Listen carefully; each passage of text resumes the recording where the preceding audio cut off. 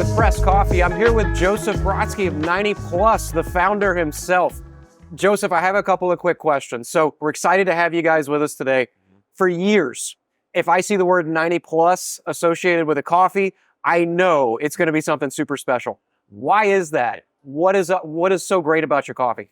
I think it was just getting into developing flavor in coffee at a really high level, maybe early on in the game. So when I first went to Ethiopia, moved there to get more flavor out of coffee. We were in the early stages of it. We've always put everything into it. I think we've been a bit ahead of the curve on that front. But we do have a reputation for delivering great flavor, and it's our honor to do so. We want to make people have the best experience with our coffee as possible, and that's our passion. Yeah, it's evident. Do you guys only grow and produce geisha coffees on your farm? We're the largest grower of geisha in Panama now, but we also have around 30 heirloom varieties from Ethiopia, other original strains of coffee that have really pronounced flavors like geisha. Yeah. Do you guys do any processing on the farm itself, or do you guys send it off for processing? Yeah, of course we do. I mean, initially my work in Ethiopia was just cleaning up what's called natural processing of coffee. So to do it in a really clean way. But as the years went on, we started to play and experiment, and Panama's our experimentation ground for processing. So we develop a lot of unique flavors through the techniques. Nice. Processing techniques. Okay, I have an expert level question for you. Yeah. Geisha with an I, geisha no I. What's the distinction? Phonetically, the word geisha comes from Ethiopia. It's the locality from which the original strain was taken from Ethiopia last century. So when it was taken from the forest originally, it was closest to a town called Geisha, phonetically 2 syllables, Gesha. When it was later discovered in Panama and it had the name Geisha, they thought probably approximated it to the Japanese geisha, added the I in there, so geisha made it 3 syllables. And now it's kind of a misnomer, although both ways are acceptable, certainly. With our Ethiopian roots, knowing where the name came from originally, we stick to the 2 syllables and the Gesha spelling. That's awesome. I love it. There's a lot of misnomers in coffee. Coffee's not a bean. We find this in every layer of the experience, so I'm not surprised it exists at the very top. Yeah. 90 plus. So in the coffee grading world, we only touch, as a third wave specialty, 80 plus. Yeah. What is the big jump between 80 as a standard, say, specialty, and then your standards here at 90? It's a bit ironic in that we're called 90 plus, but we don't actually score the coffees on the same system as the Specialty Coffee Association does these days. But the way that I defined it originally was a coffee that had to move you. So if you have a 90 plus experience, it should be one that's memorable, one that kind of anchors itself in your backbone and you can't forget, because your nerves are all alive, because you've had something that's not only let's say sweet and clean and unique in flavor, but also as it gets above 90, it becomes more complex. So there are all these magical things happening that make it an unforgettable experience, and that's a 90 plus experience as opposed to a score. Yeah, it resonates a lot because it press all the decisions that we make, especially with our products and anything we bring in. It has to be something that you crave, something that you try and you're like, I'm going to have this every day now. So I'm not surprised to hear that you guys have a similar alignment of what is good versus craveable and all that. Now, when you select, how many coffees do you guys grow on your farm? We produce around 800 individual lots of coffee. That's crazy. And how many acres is your farm? It's about 500 hectares, which is about 1,250 acres. Wow. What are the exciting big things you guys are doing right now? In that land, I mean, the 80% of it goes to ecological preservation, restoration in general. And 20% of it is for cultivation of coffee mixed with forests. So the places where coffee is grown are places that previously were actually deforested lands, cattle farm. So we plant shade trees to extend the range of the forests a couple of years ahead of the coffee.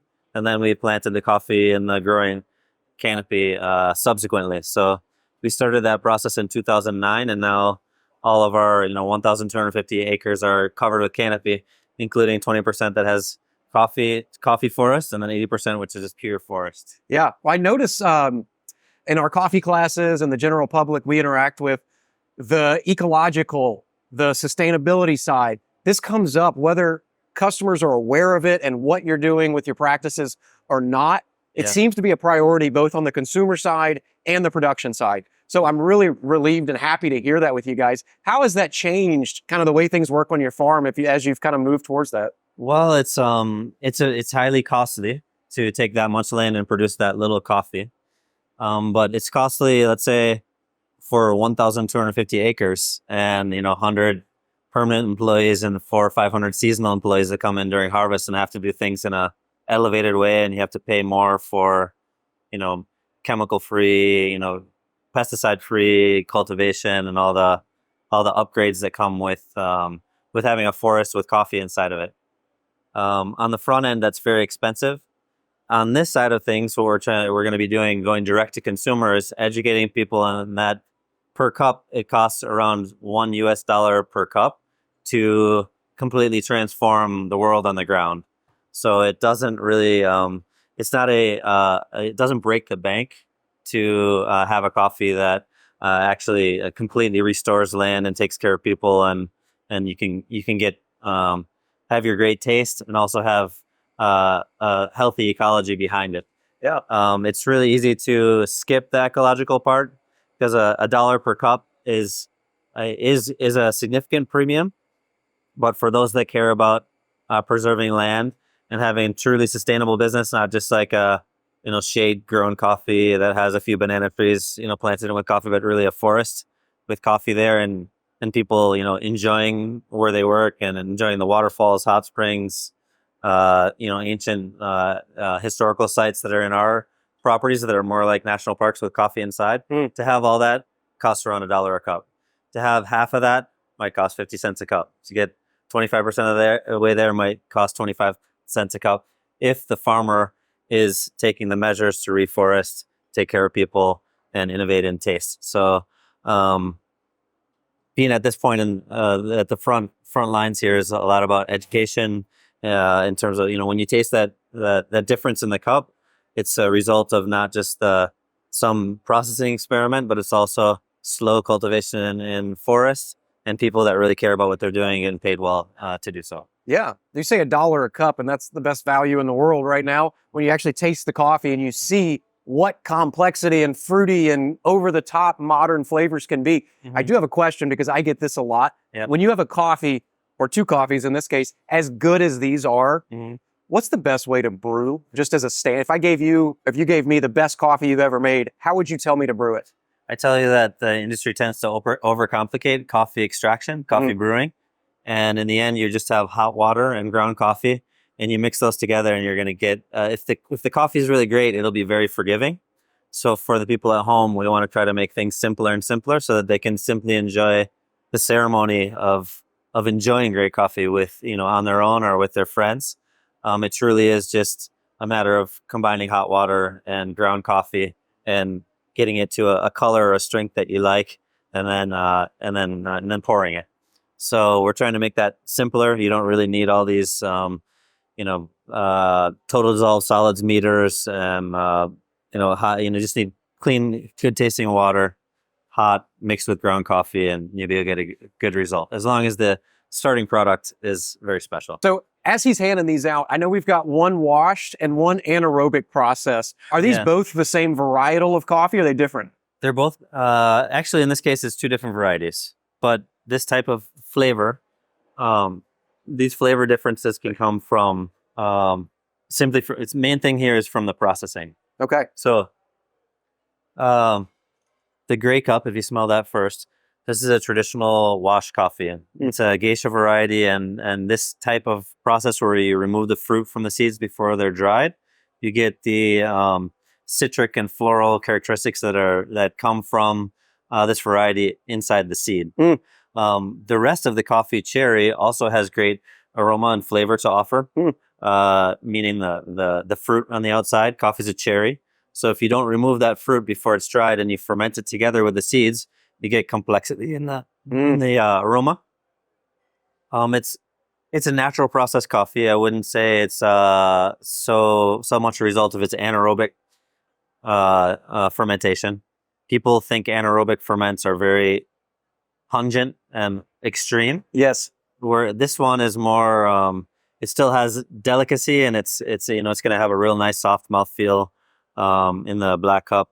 You should get a caramel, milky kind of aroma to on the nose. Some real light milk chocolate, and maybe some yellow fruit that's like a really mild dried pineapple. Some delicacy from the cherry as well. So maybe some slight red fruit with a little bit of yellow, either pineapple or jackfruit. Yeah. Plus that buttery caramel kind of thing that goes on the top. And a lot of complexity, but still a very delicate coffee. Special. It's really special. On the washed, it's a very delicate coffee. It's a lighter bodied. It's a more tea-like. A little bit of fruit, a little bit of cherry on the front, a little red fruit. It's one of the cleanest cups of coffee I've ever had. I mean, it really is. Almost effervescently clean. It really is. Almost a palate cleanser clean. The anaerobic is super jammy. At the same time, you mentioned clean, I think, on the anaerobic. I also would say super crystal clear. A lot of times on the natural or the anaerobic side, you start getting this chunky, syrupy, stewy, and it might have fruit, but it's almost weighted down with that heavy body. This somehow still has that lighter body. It's a cold temperature ferment. So this one we actually ferment the coffee over weeks in a river that's down at around 50 degrees Fahrenheit. Wow. So we slow the ferment down and don't let it get too extreme, but we let those layers kind of build up very incrementally and don't go too far with the ferment. It's fascinating. It's extremely unique. I mean, having had coffees from all over the world, having brought in our Allocation coffees 4 times a year for years now, this is by far the most modern, unique, and interesting coffee I've ever had. Awesome. See if you get anything called, a descriptor I would use would be mint chocolate ice cream, actually. I would agree with you. You get I would totally agree with you.